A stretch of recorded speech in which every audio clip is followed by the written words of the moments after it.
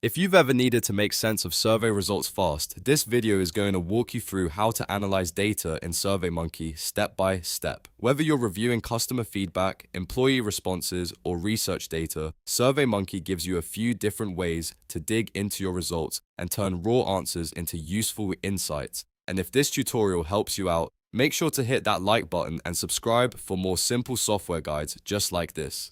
Let's jump in. First, go to SurveyMonkey in your browser and sign into your account. Once you're on the homepage, you'll want to find the survey you want to review. If you've already created the survey and collected responses, click on the survey from your dashboard to open it. This is the starting point for getting into the analytics section.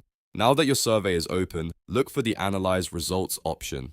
This is where SurveyMonkey organizes all of your response data so you can view trends, summaries, and individual answers. Click on Analyze Results to open the analysis view. Once you're inside, SurveyMonkey will start showing you the different ways you can explore the data collected from your respondents. The first thing you'll usually see is the Question Summaries section.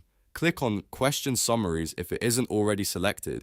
This view is especially helpful because it gives you a clear breakdown of how people answered each survey question. For multiple choice questions, you can quickly see the percentage of responses for each option. For text-based questions, you can review written answers and look for common themes or repeated feedback.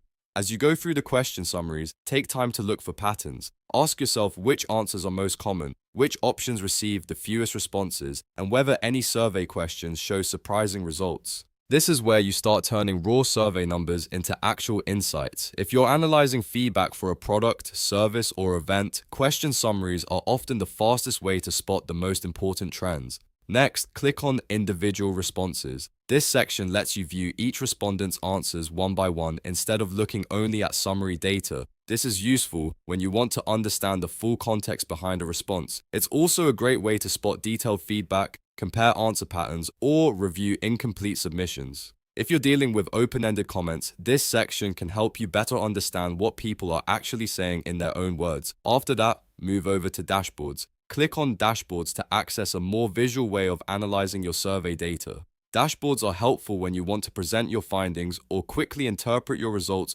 with charts and visual summaries. Depending on your survey and account settings, this area may show graphs, key metrics, and organized views that make it easier to share your findings with a team or client. As you analyze your data, remember that the goal isn't just to collect responses, it's to identify what the answers mean. Use the question summaries for broad trends, individual responses for deeper context, and dashboards for visual reporting. Together, these tools give you a complete picture of your survey results. If you want to go a step further, you can use the insights you find to improve future surveys, make better decisions, or create reports for your team.